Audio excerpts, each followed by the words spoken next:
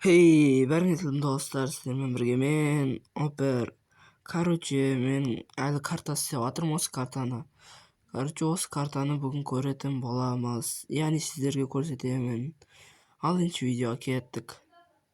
Ал міне осы жерден шығамыз, міне үлкен қамал.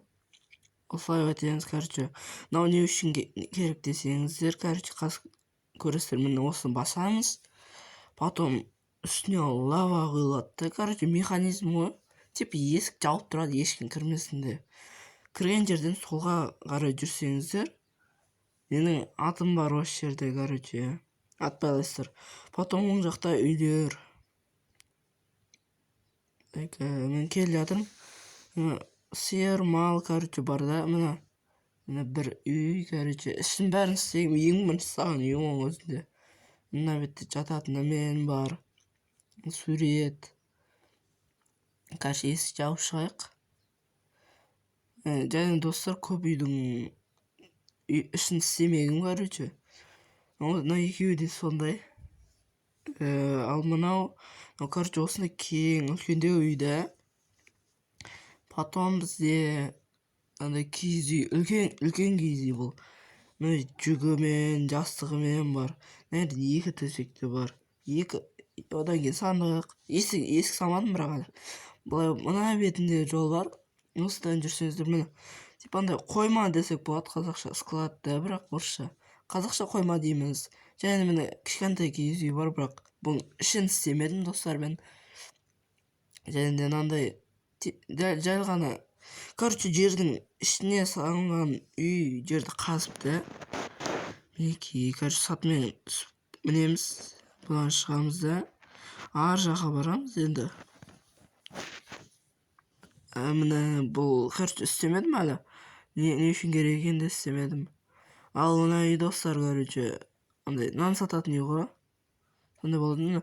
Артында загонда бар, типа еген нан істеп пісіреді. Ал мынаның ішінде шөп жинайтын, типа қора ғой. Шөп жинайтын жерді.